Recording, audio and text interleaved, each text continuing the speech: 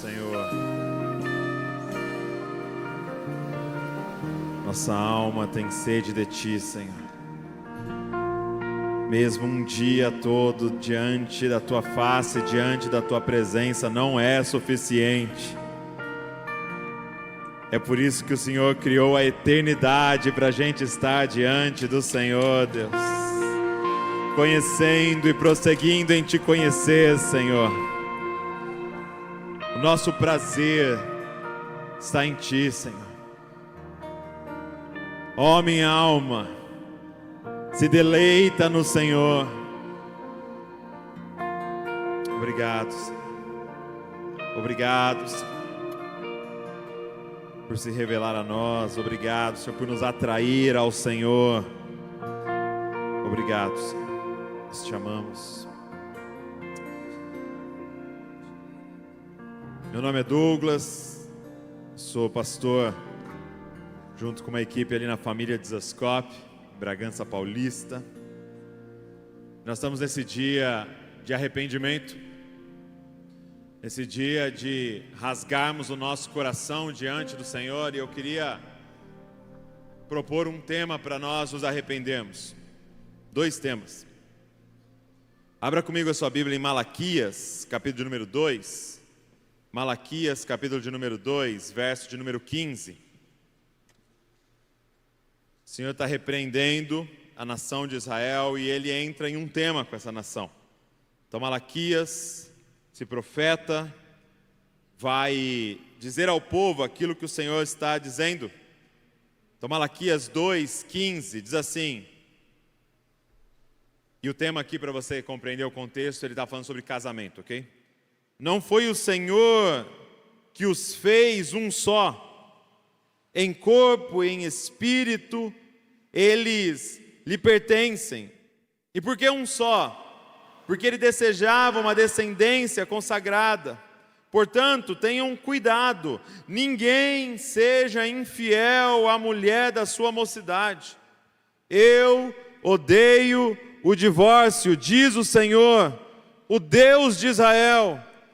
E também odeio o homem que se cobre de violência, como se cobre de roupas, diz o Senhor dos Exércitos. Por isso, tenham bom senso e não sejam infiéis.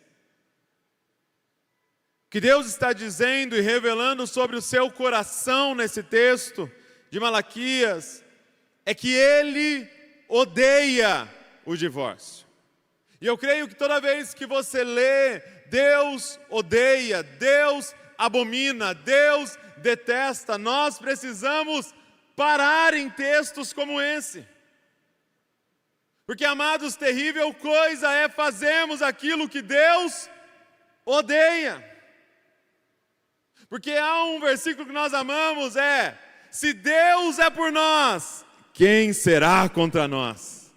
Mas a pergunta talvez seja, e se Deus é contra nós? Quem será por nós?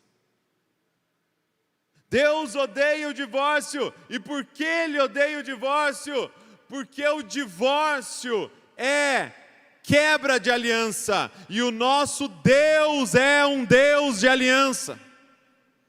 O divórcio é, de alguma forma, materialização do anti-Deus, porque Deus é um Deus de aliança, Deus é um Deus que cumpre aquilo que Ele fala, Deus é um Deus que mantém-se fiel até o fim, e é por isso que Ele vai expressar, eu odeio o divórcio.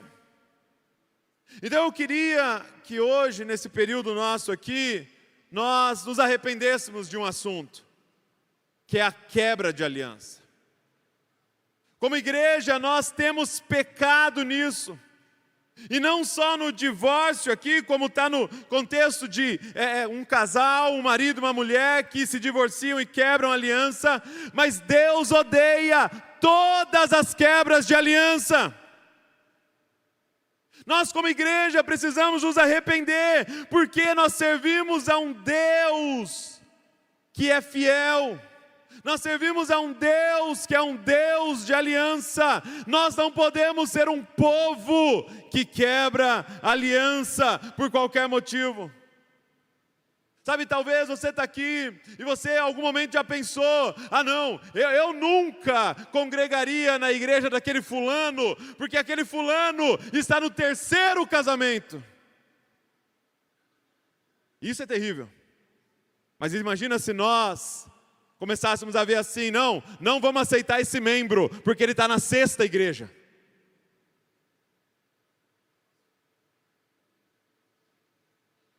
Em quantas igrejas nós já passamos? Em quantas comunidades nós já passamos? Amados, nós nos tornamos um povo que quebra aliança por qualquer motivo, ou que talvez nem compreende o que é aliança. Ah, não gostei do ministério infantil, vou para outra. Ah, não gostei do estilo da música, vou para outra. Ah, não gostei da pessoa nova que eles incluíram na liderança, e eu vou para outra. E nós vamos trocando de família.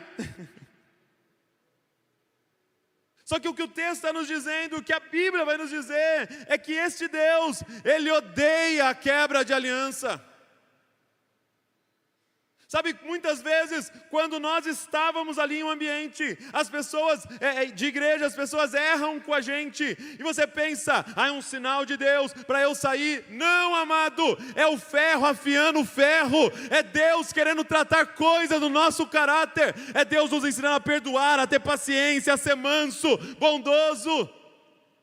Mas quando o discipulado vai começar, a gente corre. Quem está entendendo o que eu estou falando aqui? Deus odeia o divórcio. Deus odeia a quebra de aliança. Deus odeia a imoralidade sexual. Deus odeia o adultério. Deus odeia por quê? Porque isso é fruto de quebra de aliança. Deus odeia a divisão. Pois é a quebra de aliança.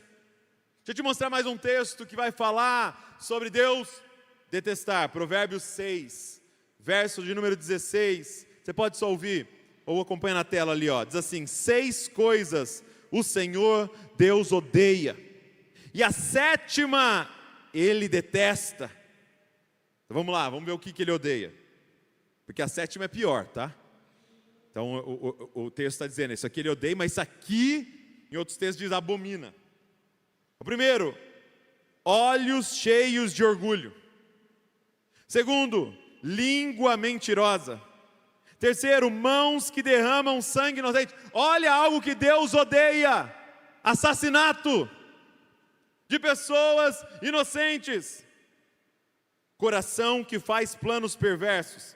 Pés que se apressam a fazer o mal. Testemunha falsa que profere mentiras. Mas agora olha o que é o 7º. Que ele está colocando aqui nesse momento acima de derramar sangue inocente. Ele diz: aquele que semeia discórdia entre os irmãos. Deus odeia a quebra de aliança. Deus odeia a divisão. O que Deus abomina é aquele que com as suas palavras semeia discórdia entre os irmãos. Gente, as quebras de aliança têm começado em nossas mesas de conversa. Será que nós vamos acabar o dia solene, a assembleia solene, 12 horas diante do Senhor, e vamos sair daqui para entregar o nosso jejum, e nas mesas que nós vamos sentar, nós vamos semear a discórdia entre os irmãos? Nós vamos sentar à mesa, e a mesma boca que estava aqui se arrependendo, vai lá para semear, para falar mal de algum outro irmão, gerando no coração do outro uma resistência a ele, e quebra de aliança sendo disseminada. Ele está dizendo: eu abomino muitas das nossas mesas. Isso se chama na Bíblia de maledicência. Gente, nós precisamos nos arrepender por toda quebra de aliança, e nós precisamos nos arrepender por toda maledicência, por nós falarmos mal uns dos outros em nossos ambientes fechados. Sabe por quê? Há um prazer em nós de falarmos os erros dos outros. Você viu o que saiu lá naquele Instagram? Você viu o que saiu lá naquele pastor? Você viu o que saiu lá naquele irmão? Você ficou sabendo da irmã lá da igreja, o que aconteceu com ela? Por que que nós temos prazer em falar uns dos outros? Porque quando eu falo do erro do outro, eu me sinto melhor. Eu me sinto um pouco mais santo. Aí eu não preciso me santificar, é só eu demonizar o outro. Quando eu fico sabendo de alguém que é muito mal como marido, eu me sinto um pouco melhor como marido. Sério, ele cometeu adultério? Então eu não sou tão ruim assim. Não cometi. Trato mal a minha esposa. Não converso direito. Não cuido bem, não governo bem minha casa. Mas adultério?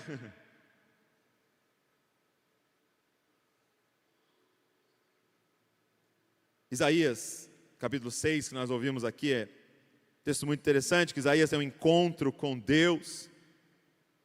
O ano que morreu o rei Uzias, eu vi o Senhor, e aí ele começa a descrever toda aquela cena, e nós ouvimos o João compartilhando com a gente, quando nós temos um encontro com a glória, ficamos fascinados pela glória, ficamos chocados com o nosso pecado. E quando você lê Isaías capítulo 1, tudo que estava acontecendo em Israel, o que Isaías decide se arrepender?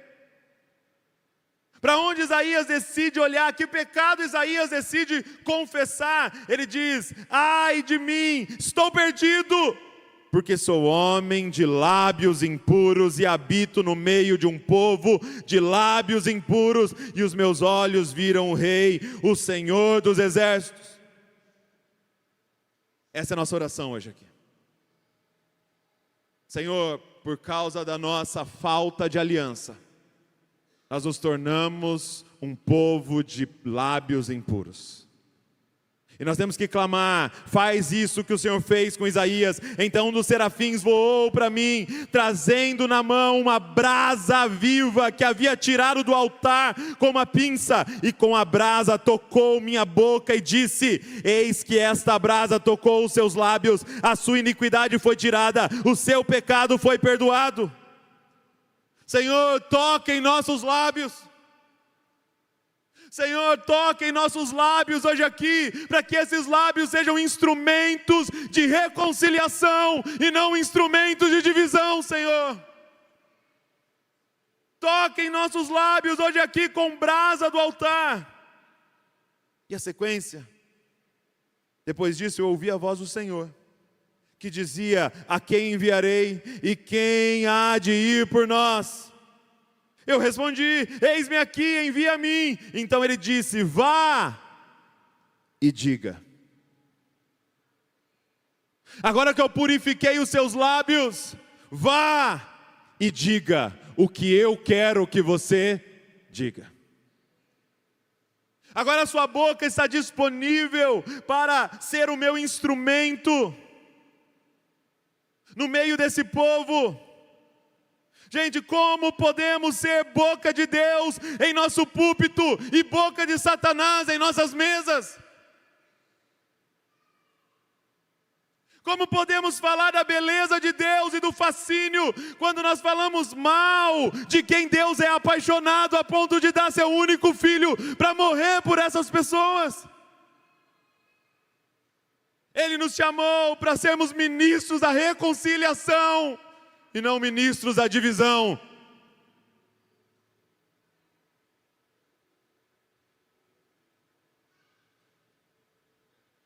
Mateus 18, verso número 15 diz assim: se o seu irmão pecar contra você, vá, repreenda-o em particular. Se ele ouviu, você ganhou o seu irmão. Qual é o problema que nós estamos vivendo, gente?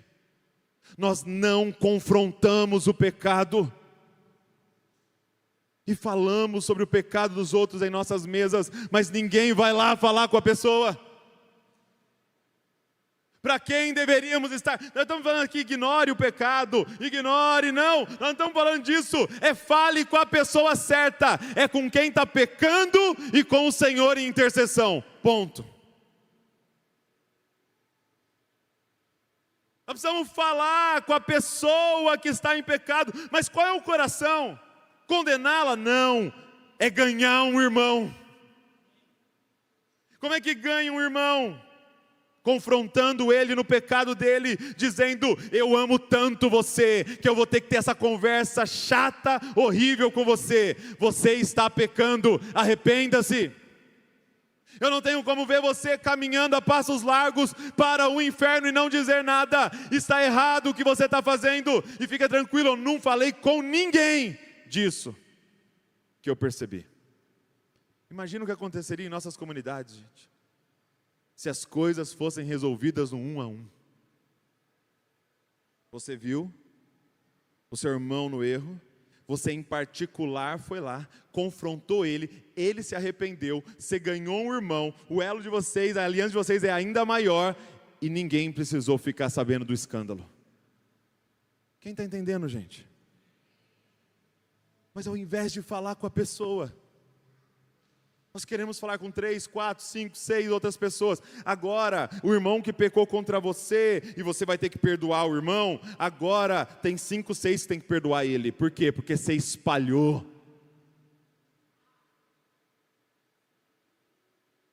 Mas se não ouvir, o irmão não me ouviu. Não interessa se ele não ouviu, eu sou ministro da reconciliação, eu vou chamar reforço, para quê? Para eu falar do meu irmão? Não, para nós 2, 3 juntos agora confrontar o meu irmão. Agora nós vamos em 2 ou 3 para confrontar o irmão, e é nesse contexto que está escrito: aonde 2 ou 3 estiverem reunidos em meu nome, ali eu estou no meio deles.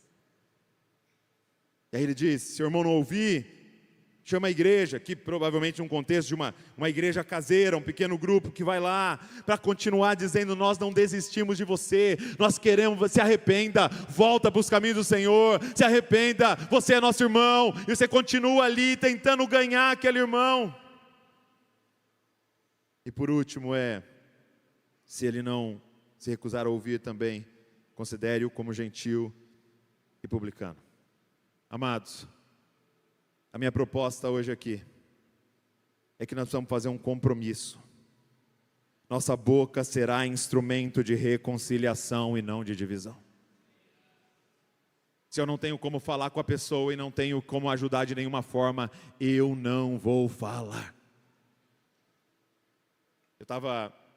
Passou a conferência, né, nas semanas passadas, aí eu fui descansar com a família num hotel fazenda, e aí nós chegamos lá, e a gente entrou no quarto, e nós estávamos em 4, né, eu, a Val e as crianças. A gente entrou no quarto, estava uma cama de casal e só uma cama.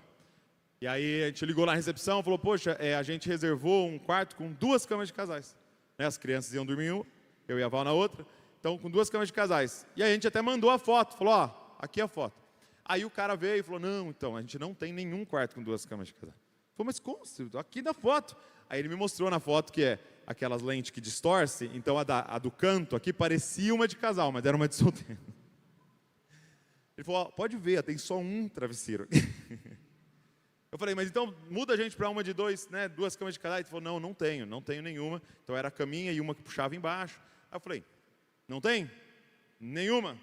Não tem nenhuma e tal. Eu falei: então tá. Decidimos lá, vamos ficar aqui? Vamos ficar aqui, tal, beleza. Aí entrei no carro com o Davi, eu e o Davi, para ir lá comprar alguma coisa para a gente comer. Entrei no carro, ele falou assim para mim, o Davi: duvido que não tem um quarto com cama de casal, 2 camas. Ele está mentindo, pai. Esse cara está mentindo para a gente. Com certeza tem um outro quarto aí. Ele não quis falar para a gente. Falei: Davi, para agora. O nosso papel aqui, Davi, é acreditar nele. Porque se ele estiver mentindo, Davi, é ele com o Senhor. Mas se ele estiver falando a verdade, nós estamos aqui agora nesse carro pecando contra ele e dando um falso testemunho. Então, para que a gente não peque, Davi, é verdade, não tem outro quarto. Ah, mas vai ser enganado? Sim, é ele com o Senhor. Eu não tenho acesso ao coração dele. O Senhor tem acesso ao coração dele. Nosso papel, Davi, é acreditar. Porque eu não quero pecar contra Deus nas minhas conversas. Deixa eu terminar lendo um texto para você. Porque o nosso compromisso hoje aqui vai ser, eu vou falarei com alguém sobre outra pessoa apenas se eu for convidar ela para participar da restauração. A minha boca servirá para interceder para aqueles que caírem ou que caíram, como Thomas aqui nos orientou. Mas eu quero terminar lendo esse texto, e que esse texto gere profundo temor no nosso coração. Jesus dizendo, Mateus 12, 33, considerem, uma árvore boa dá fruto bom, e uma árvore ruim dá fruto ruim. Pois uma árvore é conhecida por seu fruto. Raça de víboras, como podem vocês que são maus dizer coisas boas? Pois a boca fala do que está cheio o coração. O homem bom do seu bom tesouro tira coisas boas, e o homem mau do seu mau tesouro tira coisas más. Mas eu digo que, no dia do juízo, os homens haverão de dar conta de toda palavra inútil que tiverem falado. Pois por suas palavras vocês serão absolvidos, e por suas palavras serão condenados. Vamos interceder, por favor. Fique de pé no seu lugar.